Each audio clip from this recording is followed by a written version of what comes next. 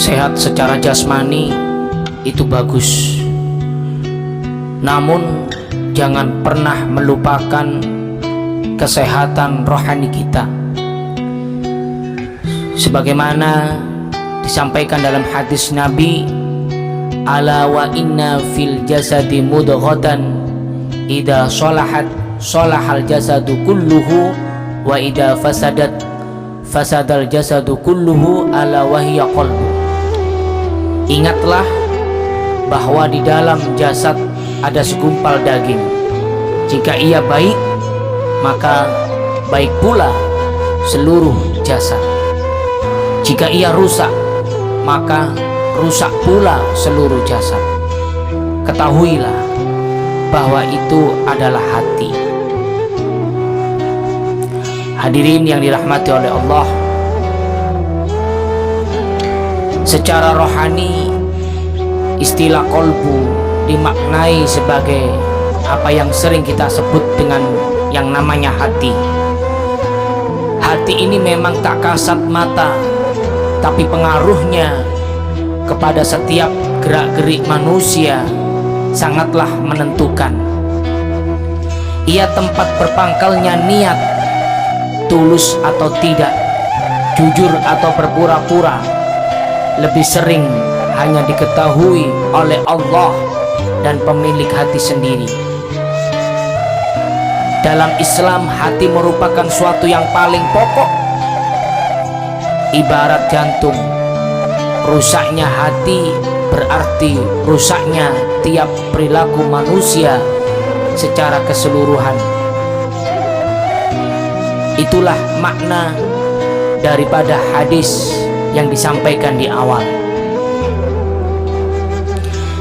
Ibnu Hajar Asqalani menyampaikan agar hati kita tetap sehat, agar hati kita tidak rusak, yang perlu kita perhatikan ada 6 poin dalam hal ini. Yang pertama, berbuat dosa dengan berharap kelak ia bisa bertobat. Melakukan dosa namun dengan pedenya, dengan percaya dirinya dia mampu melakukan tobat, sehingga dosa tersebut diulang kembali, dan ia yakin bahwasanya saya masih bisa bertobat.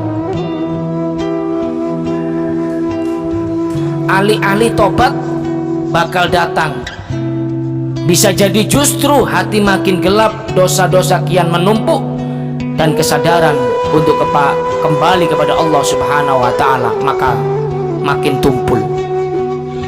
Ini yang pertama, sebab hati kita rusak. Yang kedua, berilmu tapi tidak mau mengamalkannya. Mempunyai ilmu tapi tidak mau mengajarkannya. Pepatah bijak menyampaikan, al ilmu bila amalin kasih sajari bila thamarin. Ilmu tanpa amal bagaikan pohon tanpa buah. Pengamalan dalam kehidupan sehari-hari dari setiap pengetahuan tentang hal-hal baik adalah tujuan daripada ilmu. Ini yang kedua, mempunyai ilmu tapi tidak mau mengamalkannya. Yang ketiga, ketika seseorang beramal namun ia tidak ikhlas. Setelah ilmu diamalkan, urusan belum sepenuhnya selesai, manusia masih dihinggapi hawa nafsu dari mana-mana. Ia mungkin saja berbuat baik, ia mungkin saja melakukan amal kebaikan, namun sia-sia belaka karena tidak ada ketulusan untuk berbuat baik. Ikhlas adalah hal yang cukup berat, sebab meniscayakan kerelaan hati meskipun ada yang dikorbankan. Ini poin yang ketiga. Yang keempat, memakan rizki Allah tapi tidak mau mensyukurinya.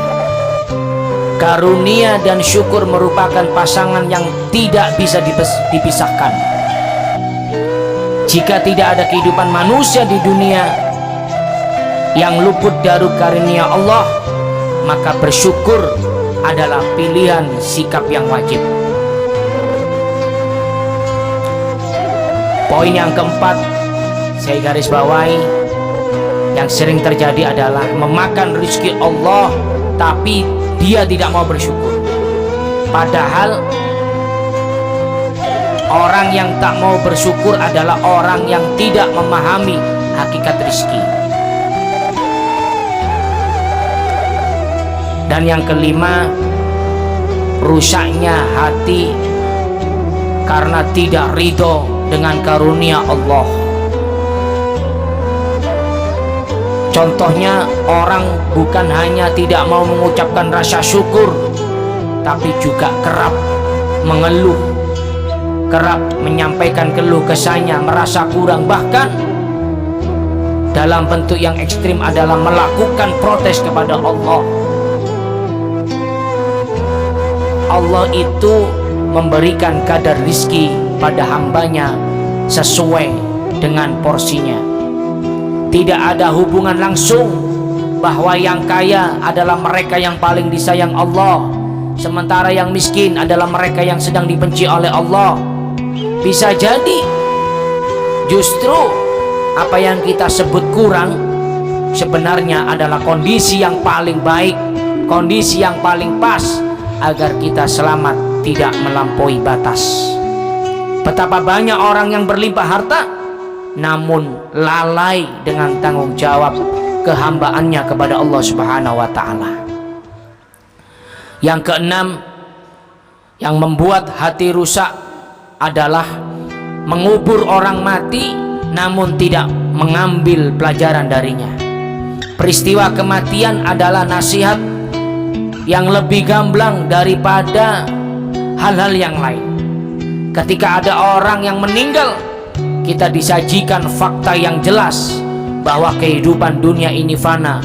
Liang kubur adalah momen perpisahan kita dengan seluruh kekayaan, jabatan, dan status sosial kita. Namun kita lupa, namun kita lalai.